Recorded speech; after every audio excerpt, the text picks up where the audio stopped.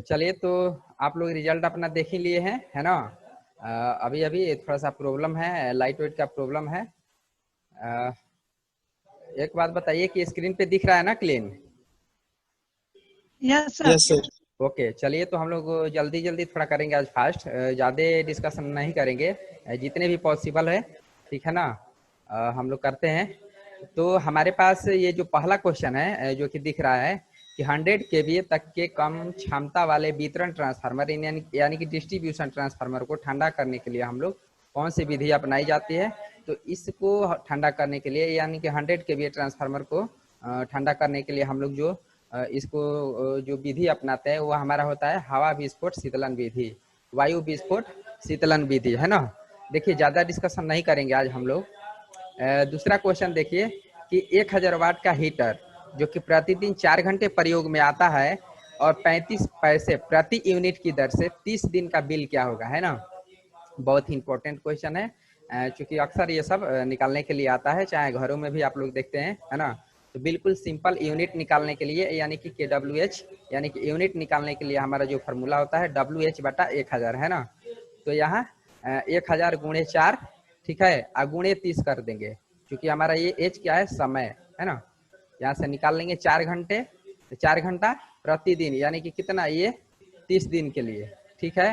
तो 1000 गुणे 4 गुणे 35 बाटा में 1000 करेंगे हम लोग, ठीक है ना। तो वहां से हमारा यूनिट निकलेगा, और चूंकि एक यूनिट का दाम जो है 35 पैसा लग रहा है, एक यूनिट का हमारा जो पैसा लग रहा है वो कितना, 35 पैसा। तो जो भी यूनिट आएगा उसमें हम लोग क्या करेंगे, 35 से गुणा कर देंगे, तो हमारा टोटल पैसा निकल जाएगा, ठीक है। बढ़ते हैं अगले सवाल की तरफ। 11 केवी के भूमिगत केबल को कितनी गहराई पर लिटाना चाहिए। अगर हमारे पास 11 किलो वोल्ट का अगर कोई केबल है जो कि अंडरग्राउंड केबल है, ठीक है ना, उसको हम लोग कितने गहराई पर लिटा सकते हैं। तो इसका जो आंसर होगा 0.9 मीटर। क्या होगा, 0.9 मीटर, है ना। ज़्यादा डिस्कशन नहीं करेंगे आज।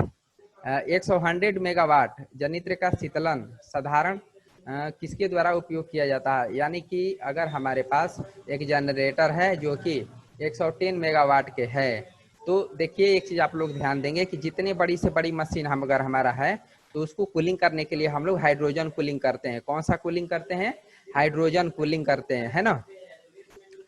तो थोड़ा सा ध्यान देंगे, ये बहुत ही इंपॉर्टेंट क्वेश्चन है, ठीक है। तो यहाँ पे हाइड्रोजन कूलिंग हम लोग करेंगे। बढ़ते हैं अगले सवाल की तरफ। 132 केवी से अधिक वोल्टेज के संचरण हेतु, है ना, किसका प्रयोग किया जाता है। जैसा कि आप लोगों को मैंने बताया था कि 132 वोल्ट, 132 केवी जो हमारा ट्रांसमिशन जो करते हैं, वोल्टेज को जो ट्रांसमिट करते हैं, वो हमारा लेटिस टावर होता है जो कि स्टील का बना हुआ रहता है ना। स्टील टावर्स बोलते हैं उसको। वैसे लेटिस टावर के नाम से भी हम लोग जानते हैं, जिसको पे कि हम लोग 132 के भी वोल्टेज को जो है ट्रांसमिट करते हैं, ठीक है। बढ़ते हैं अगले सवाल की तरफ। 2 वाट मीटर विधि में यदि 1 वाट मीटर का पठ्यांक ऋणात्मक हो तो लोड का शक्ति गुणांक क्या होगा, यानी कि पावर फैक्टर। जैसे हमारे पास 2 वाट मीटर विधि में क्या करते हैं, उसमें 2 वाट मीटर विधि में 2 वाट मीटर का इस्तेमाल करते हैं, ठीक है ना।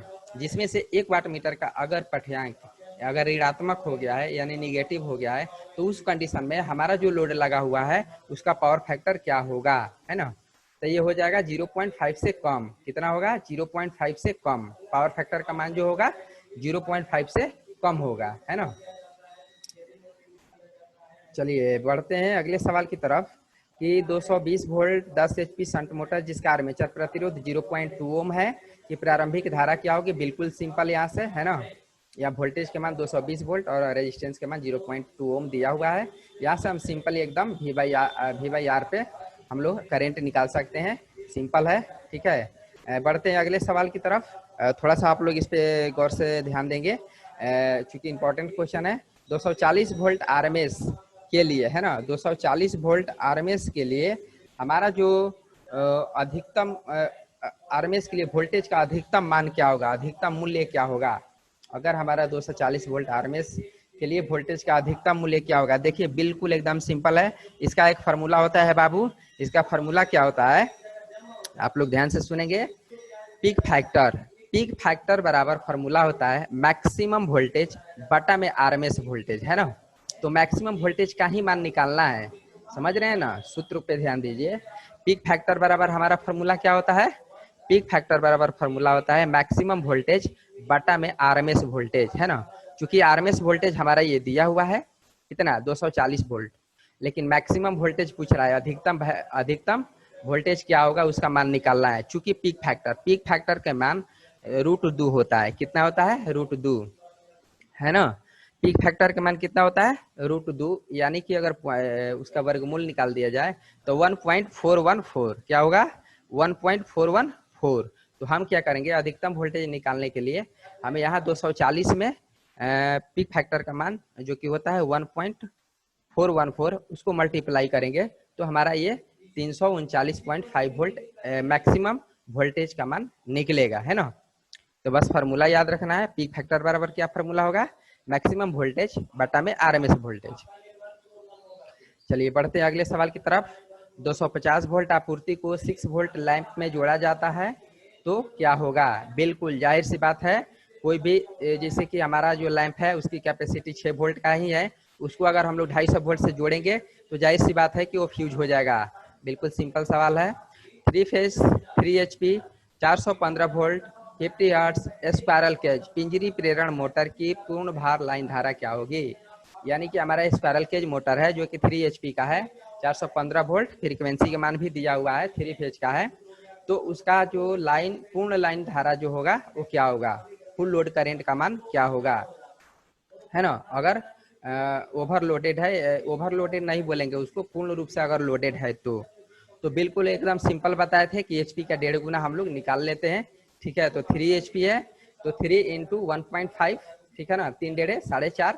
तो हमारा राइट आंसर जो होगा यानी कि पूर्ण भार लाइन धारा जो होगा उसका मान क्या होगा 4.5 एम्पियर। DOL स्टार्टर, है ना, 3 फेज DOL स्टार्टर में संयोजकों की न्यूनतम संख्या कितनी होती है। तो DOL स्टार्टर में हमारा जो कॉन्टेक्ट पॉइंट होती है उसका जो न्यूनतम संख्या जो होती है, आवश्यक न्यूनतम संख्या वो 4 होता है, नॉट 3, रॉन्ग, है ना। 3 फेज ट्रांसफार्मर में संपर्कन की विभिन्न विधियां संभव है। यदि डिस्ट्रीब्यूशन ट्रांसफार्मर का संपर्कन प्रयोग किया जाता है तो वहां पे हम लोग जो ट्रांसफार्मर जो एथी करते हैं, इस्तेमाल करते हैं, उसका जो वाइंडिंग किया हुआ रहता है वो किस तरह से किया हुआ रहता है। जैसा कि आप लोगों को मैंने बताया था, अगर याद होगा तो डिस्ट्रीब्यूशन तो डेल्टा स्टार, ट्रांसमिशन संचरण तो क्या होगा स्टार डेल्टा, है ना। तो यहाँ पे हमारा जो राइट जो आंसर होगा वो क्या होगा,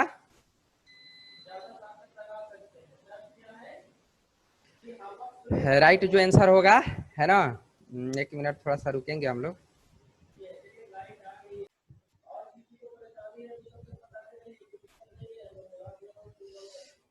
बढ़ते हैं अगले सवाल की तरफ, है ना। तो ये क्वेश्चन जो है 12 नंबर बहुत ही इंपॉर्टेंट है, तो आप लोग इसको जरूर ध्यान देंगे। एक ट्रिक मैंने बताया था याद करने के लिए, कैसे याद करना है, अगर डिस्ट्रीब्यूशन है और ट्रांसमिशन है तो उसके लिए क्या रहेगा, है ना। चलिए बढ़ते हैं अगले सवाल की तरफ। 5 HP तक की DC मोटर में सामान्यतः होता है, अगर मेरे पास 5 HP तक का अगर DC मोटर है तो उसमें पोल की संख्या जो होगा वो कितना संभव है, कितना हो सकता है ना। तो ये हमारा इसका पोल की संख्या जो है 2 हो सकता है ना। अगर 5 HP का DC मोटर है तो उसमें पोल की संख्या कितना होगा 2। यूनिवर्सल मोटर के घूमने की दिशा को किस तरह से हम लोग ये विपरीत किया जा सकता है, यानी कि डायरेक्शन को कैसे चेंज कर सकते हैं। कोई भी हमारे पास अगर यूनिवर्सल मोटर है जो घूम रहा है उसको हम लोग किस तरह से उसका डायरेक्शन को चेंज कर सकते हैं। तो बिल्कुल एकदम सिंपल है, आप लोग जानते भी हैं, है ना। इसमें जो हम लोग ब्रश का जो इस्तेमाल करते हैं, उस ब्रश का जो लीड होता है उसको अगर हम लोग चेंज कर देंगे तो हमारा यूनिवर्सल मोटर के जो डायरेक्शन है, जो घूमने की जो दिशा है वो भी चेंज हो जाएगा, है ना। यूनिवर्सल मोटर का यूज बहुत सारा है, hand drill machine, portable hand drill machine, food mixture machine जो होता है घरों में हम लोग का, जो मिक्सी जो इस्तेमाल करते हैं, या फिर सेविंग मशीन जो हम लोग सेव करते हैं, दाढ़ी वाढ़ी जो बनाते हैं, है ना। ये सारा में इस सब का इस्तेमाल किया जाता है। बढ़ते हैं अगले सवाल की तरफ। बहुत ही इंपॉर्टेंट क्वेश्चन है कि 66 केवी 66 किलो वोल्ट यानी 66 किलो वोल्ट भूमिगत लाइन में जो हम लोग केबल का इस्तेमाल करते हैं, भूमिगत लाइन यानी कि अंडरग्राउंड, जो हम लोग अंडरग्राउंड के माध्यम से जो हम लोग इस्तेमाल करते हैं 66 केवी के लिए, भूमिगत मतलब अंडरग्राउंड है ना, वो जो केबल प्रयोग करते हैं हम लोग, वो कौन सा केबल होता है? वेरी वेरी इंपॉर्टेंट क्वेश्चन है ये। तो ये हमारा होता है EHT केबल, चूंकि 66 किलो वोल्ट, समझ रहे हैं ना, बहुत ज़्यादा है। तो ये हमारा जो केबल होता है बाबू, क्या होता है? EHT केबल, यानी कि extra high tension, extra high tension cable, cable का नाम ही है। अगले सवाल की तरफ बढ़ते हैं। अब केंद्रीय स्विच का उपयोग सामान्यतः किया जाता है। अब केंद्रीय स्विच के बारे में अच्छी तरह से आप लोग जानते हैं। तो अब केंद्रीय स्विच का इस्तेमाल हम लोग करते हैं capacitor start capacitor run motor में। किस में करते हैं? Capacitor capacitor start capacitor run motor में। जब हमारा मोटर जो है अगर 75% स्पीड पकड़ लेता है तो इसका जो वर्क होता है, यानी कि ये डिस्कनेक्ट कर देता है हमारा केंद्रीय स्विच जो होता है, इसका काम खत्म हो जाता है ना, ये डिस्कनेक्ट हो जाता है वाइंडिंग के माध्यम से। तो इसका इम्पोर्टेंस है जो कि आप लोग जानते हैं। बढ़ते हैं अगले सवाल की तरफ। आईसी, ये इलेक्ट्रॉनिक्स का बहुत ही इंपॉर्टेंट क्वेश्चन है। आईसी 555 की प्रचालन वोल्टता, यानी कि आईसी का फुल फॉर्म मैंने बताया था, इंटीग्रेटेड सर्किट। ये 555 की प्रचालन वोल्टता जो होती है, इसको ऑपरेट करने के लिए जो हम लोगों को वोल्टेज चाहिए है ना, वो कितना से कितना वोल्ट होना चाहिए, ठीक है ना। तो ये 5 से 15 वोल्ट डीसी होना चाहिए। क्या होना चाहिए? 5 से 15 वोल्ट डीसी होना चाहिए। ऑसिलेटर में जो फीडबैक हम लोग इस्तेमाल करते हैं, ऑसिलेटर बहुत प्रकार का होता है ना। इसमें जो हम लोग फीडबैक जो इस्तेमाल करते हैं वो हमारा कौन सा फीडबैक होता है? तो ऑसिलेटर में जो हम लोग फीडबैक इस्तेमाल करते हैं वो हमारा होता है धनात्मक फीडबैक, धनात्मक फीडबैक है ना। अगले सवाल की तरफ बढ़ते हैं। अगला जो सवाल है हमारा,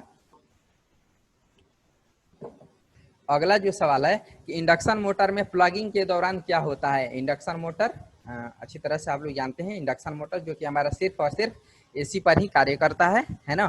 तो इसमें प्लगिंग के दौरान क्या होता है? प्लगिंग के दौरान क्या होता है? तो इंडक्शन मोटर का जो फेज सीक्वेंस होता है प्लगिंग की क्रिया में, जो इंडक्शन मोटर का जो फेज सीक्वेंस जो होता है ना, वो रिवर्स हो जाता है, ठीक है। रिवर्स मतलब उल्टा हो जाता है, ठीक है। जैसे RYB है तो उल्टा हो जाएगा, है ना। तो ये हमारा कहलाता है प्लगिंग। इस दोस्त को हम लोग क्या कहते हैं? इस प्रोसेस को प्लगिंग के नाम से जानते हैं। तो ऐसे याद रखना है। इन्वर्टर का कार्य क्या होता है? तो डीसी वोल्टेज को एसी वोल्टेज में परिवर्तित करना ही इन्वर्टर के बारे में आप लोग अच्छी तरह से जानते हैं, है ना। बढ़ते हैं अगले सवाल की तरफ। एसी ड्राइव में IGBT का कार्य क्या है? एसी ड्राइव में IGBT का कार्य क्या है? सबसे पहले तो एसी ड्राइव के बारे में आप लोगों को मैंने अच्छी तरह से बताया था, है ना। एसी ड्राइव एक बार फिर से बता देते हैं चूंकि बहुत ही इंपॉर्टेंट है और यहाँ से क्वेश्चन आना ही आना है। वैसे इसके बारे में मैंने आप लोगों को बताया था एसी ड्राइव क्या होता है। तो ये हमारा देखिए एक वेरिएबल फ्रीक्वेंसी ड्राइव भी इसको बोलते हैं, यानी कि VFD के नाम से भी इसको जानते हैं शॉर्टकट में, है ना। इसमें क्या होता है कि संक्षेप में हम लोग समझेंगे कि हम लोग कोई भी अगर मोटर है, ठीक है ना, सबसे पहले तो इसका इस्तेमाल हम लोग एसी ड्राइव का इस्तेमाल जो है आजकल ये जितने भी एसी मशीन्स है, एसी मशीन को ड्राइव करने के लिए यानी चलाने के लिए जो है इसका इस्तेमाल बहुत मात्रा में आजकल किया जा रहा है, ठीक है। पहला इसका है। दूसरा इसमें सबसे जो इम्पोर्टेंट ये है कि हम लोग मोटर में जो विद्युत जो शक्ति देते हैं, यानी कि इलेक्ट्रिक जो पावर देते हैं मोटर में, है ना, उस विद्युत शक्ति को क्या करता है, उसमें जो वोल्टेज और आवृत्ति दोनों को साथ साथ ये बदलता है, यानी कि चेंज करता है ना। तो इस एसी ड्राइव में हम लोग IGBT का इस्तेमाल करते हैं। तो उस IGBT का क्या कार्य है ना। तो IGBT का जो मेन वर्क है कि मोटर को दी गई शक्ति को नियंत्रित करना है, यानी कि मोटर में जो हम लोग पावर दे रहे हैं, जिसके बारे में अभी अभी मैंने बताया कि पावर जो उसमें देते हैं हम लोग, मोटर में जो पावर दे रहे हैं उसमें जो वोल्टेज और आवृत्ति जो है दोनों को साथ साथ चेंज करेगा। ऐसा नहीं कि सिर्फ एक को, जी नहीं, दोनों को चेंज करेगा, है ना। तो उसी पावर को ये नियंत्रित करने का कार्य करता है IGBT, है ना। मोटर में जो हम लोग पावर देते हैं उसी को कंट्रोल करने का ये कार्य करता है हमारा आईजीबीटी। आईजीबीटी का फुल फॉर्म आप लोगों को मैंने बताया था, इंटीग्रेटेड गेट बाइपोलर ट्रांजिस्टर। बढ़ते हैं अगले सवाल की तरफ। एक 50 हर्ट्ज अल्टरनेटर अधिकतम संभव गति पर चलेगा यदि इसमें पोल की संख्या कितनी है। जैसा कि मैंने आप लोगों को बताया था कि जितने कम से कम पोल रहेगा हमारा मोटर की गति जो होगी, स्पीड जो होगी, अल्टरनेटर की जो स्पीड होगी वो क्या होगा, ज़्यादा होगा। ठीक है, तो कम से कम पोल की संख्या और मैक्सिमम स्पीड। तो कम से कम पोल की संख्या क्या हो सकता है, 2 है ना, कम से कम 2। तो अगर 2 पोल का हमारा अल्टरनेटर है और फ्रीक्वेंसी की मान 50 हर्ट्ज है तो स्पीड हमारा मैक्सिमम होगा, यानी कि मैक्सिमम स्पीड का आने का मतलब 3000 स्पीड है ना, 3000 आरपीएम। बढ़ते हैं अगले सवाल की तरफ। एक उभरे ध्रुव अल्टरनेटर के 12 ध्रुव है, एक घूर्णन में विद्युत वाहक बल में चक्रों की संख्या क्या होगी। इसमें एक में आप लोगों को मैंने बताया था, इसके लिए एक छोटा सा फॉर्मूला था। ये क्या हो जाता है कि हाफ में 2 गुना होता है ना, तो यहाँ 12 है तो उसका अगर हम लोग हाफ से निकाल देते हैं तो ये 6 होगा। इसे 4 जो आंसर जो मारे हैं बिल्कुल गलत है। किसका सॉल्व आउट किए हैं रिजल्ट पता नहीं है, लेकिन ये गलत है ना। इसके लिए एक छोटा सा ट्रिक भी मैंने बताया था, या डायरेक्ट इसको हम लोग हाफ करके भी निकाल सकते हैं, है ना। एक capacitor start single phase motor का पावर फैक्टर क्या होगा। कैपेसिटर स्टार्ट अगर सिंगल फेज मोटर है तो उसका पावर फैक्टर जो होता है लैगिंग होता है, लेकिन लैगिंग में भी कितना, तो 0.8 पश्चगामी। पश्चगामी मतलब लैगिंग, 0.8 पश्चगामी, है ना। एसी और डीसी मोटर में गति नियंत्रण के लिए कौन सी नियंत्रण सिस्टम बहुत कम बिजली की खपत करती है। ठीक है, एसी और डीसी मोटर्स में गति नियंत्रण के लिए कौन सी नियंत्रण सिस्टम बहुत कम बिजली की खपत करती है, तो ये हमारा होता है ड्राइव्स कंट्रोल। ड्राइव्स कंट्रोल जो कि अभी अभी मैंने बताया वही होता है। हम लोग कोई भी मशीन है या फिर कोई भी देखते हैं ना, चलते हैं, कार को ड्राइव करते हैं, साइकिल को ड्राइव करते हैं, मोटरसाइकिल को ड्राइव करते हैं, उसी तरह से ये हमारे जितने भी एसी और डीसी मोटर होते हैं उन सबको गति को नियंत्रित करने के लिए जो हम लोग को कौन सा ऐसा सिस्टम है जो कि बहुत ही बिजली की कम खपत करता है, तो ये हमारा होता है ड्राइव्स कंट्रोल। Drives control. अगले सवाल की तरफ बढ़ते हैं। थोड़ा ये भी इंपॉर्टेंट क्वेश्चन है ना। क्रिस्टल ऑसिलेटर का प्रयोग वहाँ होता है जहाँ आवृत्ति की आवश्यकता होती है। किस तरह की आवृत्ति की आवश्यकता होती है, कांस्टेंट। क्या होगा, क्रिस्टल ऑसिलेटर का यूज हम लोग उन सब जगहों पर करते हैं जहाँ पे कि कांस्टेंट आवृत्ति की आवश्यकता हो, है ना।